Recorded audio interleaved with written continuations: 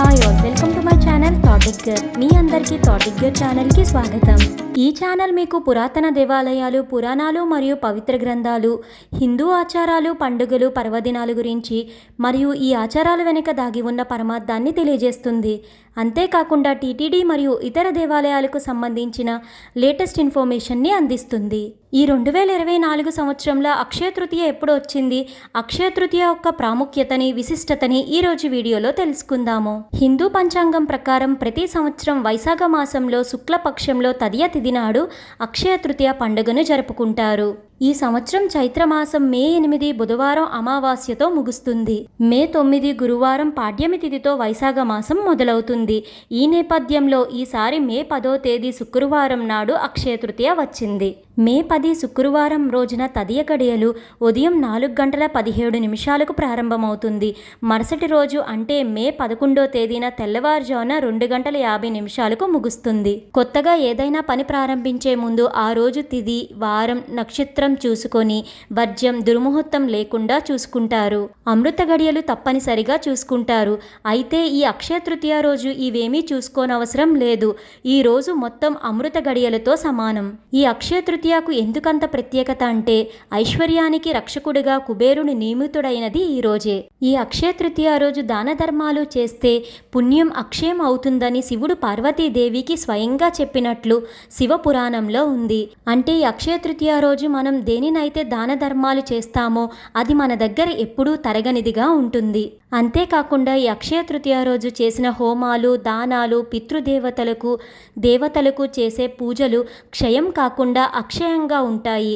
అందుకే అక్షయ తృతీయ అనే పేరు వచ్చిందని శ్రీకృష్ణుడు ధర్మరాజుకు వివరించినట్లు పురాణంలో ఉంది.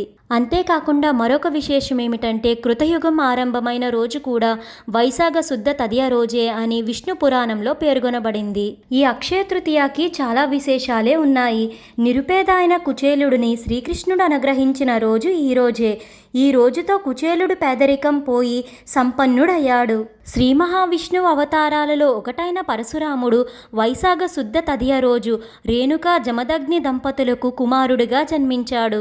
అంతేకాకుండా పవిత్ర గంగా నది భూమిని తాకిన పర్వదినం కూడా ఈ అక్షయ తృతీయయే. వ్యాస మహర్షి మహాభారతం వినాయకుడి సహాయంతో రాయడం మొదలుపెట్టిన రోజు కూడా ఈ అక్షయ తృతీయగా చెప్తారు. అరణ్యవాసంలో ఉన్న పాండవులకు సూర్యుడు అక్షయ పాత్ర ఇచ్చిన రోజు కూడా ఈ అక్షయ తృతీయయే. అక్షయ పాత్ర అంటే ఈ పాత్రలో ఏమి చేసినా అది ఎప్పటికీ తరగనిదిగా ఉంటుంది. ఈ అక్షయ తృతీయకున్న మరొక విశిష్టత కటిక దారిద్ర్యం అనుభవిస్తున్న ఓ పేదరాలి ఇంటికి భిక్షకు వెళ్ళిన జగద్గురువు ఆదిశంకరాచార్యులు కనకధరా స్తోత్రం పఠించి ఆ ఇంటిని బంగారంతో నింపిన రోజు కూడా ఇదే. అంతేకాకుండా ఒడిస్సాలోని పూరి రథయాత్ర కోసం జగన్నాథుని రథ నిర్మాణాన్ని ఈ అక్షయ తృతీయ రోజు నుంచే ప్రారంభిస్తారు. మరొక విశేషం ఏంటంటే బృందావనంలోని బంకే బిహారీ ఆలయంలో కొలువైన శ్రీకృష్ణుని పాదాలు దర్శించుకునే అవకాశం ఈ అక్షయ తృతీయ రోజు మాత్రమే దక్కుతుంది. విశాఖపట్నం సింహాచలం క్షేత్రంలో సింహాద్రి అప్పన్న నిజరూప దర్శనం, చందనోత్సవం జరిగేది అక్షయ తృతీయ రోజు మాత్రమే. సింహాద్రి అప్పన్న నిజరూప దర్శనాన్ని సంవత్సరం మొత్తం మీద ఈ అక్షయ తృతీయ రోజు మాత్రమే భక్తులు దర్శించుకోగలరు. ఈ అక్షయ తృతీయ రోజు బంగారం కొనుగోలు చేసి లక్ష్మీ పూజ చేస్తూ ఉంటారు.